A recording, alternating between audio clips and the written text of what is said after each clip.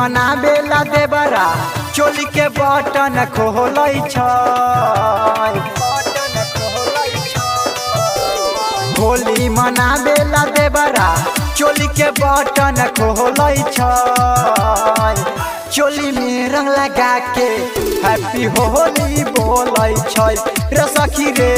चोली में रंग लगा के हैप्पी होली बोलै छै।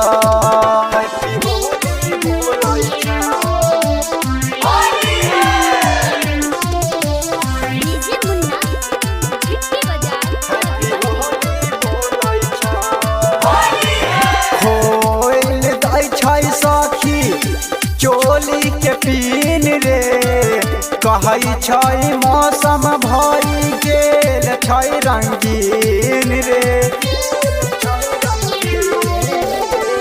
खोल दै छै सखी चोली के पीन रे कहै छै मौसम भई गेल छै रंगीन रे। पियला के बाद देवरा बहुत डोलै छै। होली मनाबेला देवरा चोली के बटन खोलै छै। चोली में रंग लगा के हैप्पी होली बोलै छै रे सखी रे। चोली में रंग लगा के हैप्पी होली बोलै छै।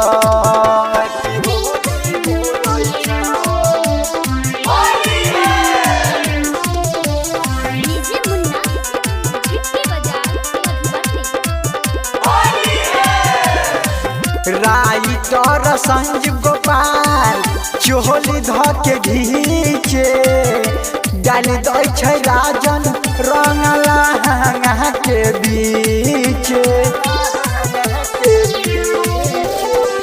राइटर संजीव गोपाल चोली धके घीचे डाल दै छै राजन रंग लहंगा के बीच।